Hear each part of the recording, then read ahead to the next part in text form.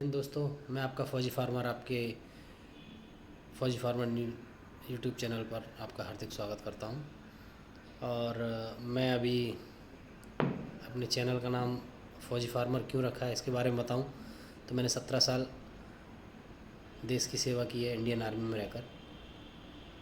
उसकी जर्नी काफ़ी अच्छी, कुछ खट्टे मीठे उतार चढ़ाव भरी रही, मगर उसकी जर्नी मैं आपके साथ शेयर नहीं कर सकता क्योंकि कुछ अनुशासन और कुछ डिसिप्लिन होता है सेना का, और मैं उससे बाहर नहीं जा सकता।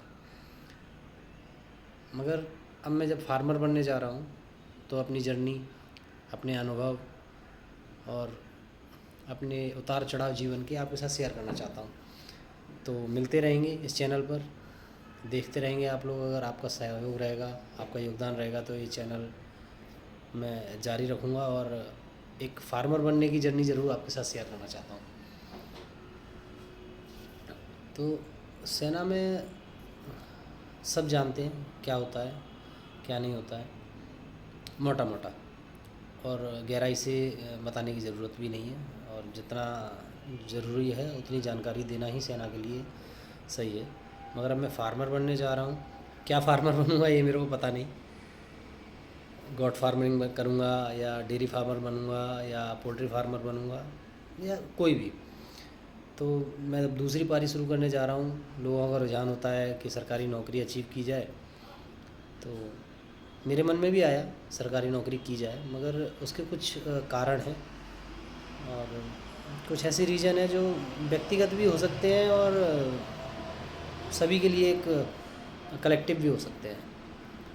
तो मैं ये मानता हूँ कि सिविल में जॉब के लिए भी हमको 3 से 4 साल स्ट्रगल करना पड़ता है। 2 साल आपने अपने मोटिवेशन और अपने टैलेंट के ऊपर है। मगर फ़ौजी आदमी जब इतनी साल सेना में अपनी सर्विस करके जाता है तो सिविल से, समाज से थोड़ा सा वो कट ऑफ हो जाता है। ये कहा जाए कि वो पढ़ाई से भी थोड़ा कट ऑफ हो जाता है। तो उसके लिए वो चीज़ अचीव करना उतना मुश्किल नहीं है, मगर उतना आसान भी नहीं है।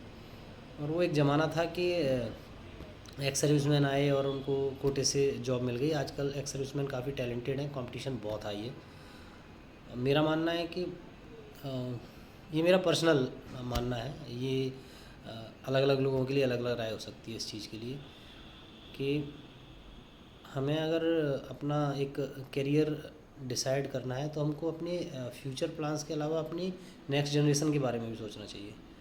तो जॉब में मुझे ये लगता है कि हम जॉब अचीव कर सकते हैं, मगर जॉब एक लेगेसी नहीं हो सकती। उसके लिए आपको मतलब, मैंने अगर एक जॉब की है, मैं सेना की जॉब 17 साल करके जा रहा हूँ, तो मैं अपने बच्चे को इसको पास ऑन नहीं कर सकता। उसके लिए उसको उतनी ही मेहनत करनी पड़ेगी, उसके लिए कोई प्रिविलेज नहीं है ना। तो मगर बिजनेस एक ऐसी चीज़ है जो हम अपनी नई पीढ़ी को दे सकते हैं। मैं ये नहीं बोल रहा कि उसमें मेहनत नहीं है, उसके लिए टैलेंट नहीं चाहिए। बिजनेसमैन अगर अपने बिजनेस को पास ऑन करके जाता है नेक्स्ट जनरेशन को, तो उसको चलाने के लिए भी उतना ही टैलेंट, उतनी ही मेहनत चाहिए। मगर उस मेहनत को हम अपने बिजनेस के साथ बच्चों में ढाल सकते हैं, उस टैलेंट को भी हम बच्चों में ग्रो कर सकते हैं। जैसे आपने देखा होगा, कोई भी बिजनेसमैन है तो वो अपने बच्चे को एटलीस्ट एक रोज़गार दे के जाता है। ये मेरी पर्सनल सोच है, क्योंकि अगर आप एक नौकरी शुरू करते हैं 20,000 से, और अगर रिटायर जाने तक आपकी तनख्वाह 1 लाख रुपए होती है, मगर आपका बच्चा उसी जॉब में आता है तो वो फिर से 20,000 से स्टार्ट करेगा। मगर अपना एक बिजनेस अपने बच्चे को आप अगर दे के जाते हैं तो कहीं ना कहीं ये बहुत सही फैसला मुझे लगता है। हाँ, बिजनेस में रिस्क है, तो रिस्क है तो रिवॉर्ड है, जितना बड़ा रिस्क उतना बड़ा रिवॉर्ड।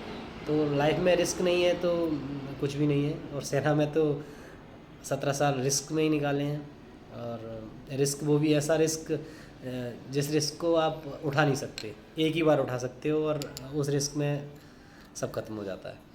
तो उस रिस्क को उठाते हुए भी अगर सेना में हम डटे रहते हैं, अड़े रहते हैं, तो बिजनेसमैन बनना कोई इतनी मुश्किल चीज़ नहीं होगी। हाँ, आसान भी नहीं होगी, ये मानता हूँ, क्योंकि सिविल में क्या माहौल है मुझे पता नहीं।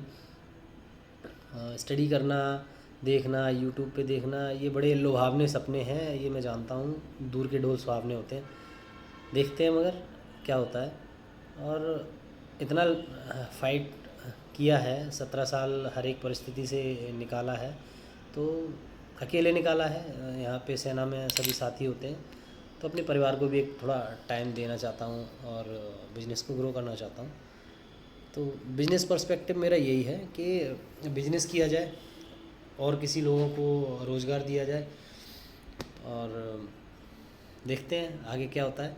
आप सभी लोगों का साथ रहेगा तो इस जर्नी को मैं आप सभी से शेयर करता रहूँगा, और आप बताते रहिए मुझे। मैं पहला वीडियो बना रहा हूँ ये, और मुझे वीडियो बनाने का कोई अनुभव नहीं है, ना मैं रील्स बनाता हूँ ना मैं मीम्स बनाता हूँ, और बहुत ही सीधा सा कड़क फौजी हूँ। तो देखते हैं कड़क किसान बन पाता हूँ कि नहीं, और उम्मीद है बन पाऊँगा, क्योंकि परेशानियों से लड़ने का जज्बा तो है, और सेना ने सिखाया है ये, और देखते हैं, लेट्स सी।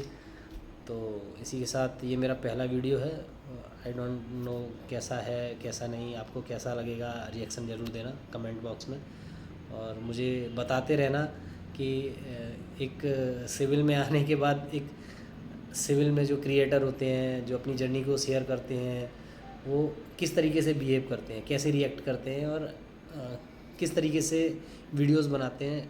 और मुझे इतना अनुभव नहीं है, हाँ बोलता रहा हूँ अलग अलग मंचों पर, मगर वो सेना के मंच थे। ये मेरा पहला अनुभव है सिविल में। तो मैं बार बार अपने आप को सैनिक बोल रहा हूँ, तो मैं 17 साल की एज में सेना में आया था, और 17 साल करके जा रहा हूँ। तो मैं ये लगा लीजिए कि जितना मैं एक सिविलियन था उससे ज़्यादा मैं एक सैनिक हो गया हूँ। अब सैनिक से सिविलियन बनने जा रहा हूँ। तो आप सभी लोगों से अनुरोध है कि आप बताते रहें, और हम इस जर्नी को आगे बढ़ाते रहेंगे, देखते हैं। और मेरा पहला मोटिव तो एक्चुअली डेयरी फार्मिंग का है, क्योंकि चलिए फिर इसके बारे में बाद में बात करेंगे, वीडियो लंबा हो जाएगा, आप लोगों को बोर नहीं करना चाहता, पहला वीडियो है मेरा ये। और देखते हैं आप पसंद करते हैं या नहीं। तो प्लीज़ मुझे कमेंट बॉक्स में ज़रूर बताएं। धन्यवाद, थैंक यू, जय हिंद।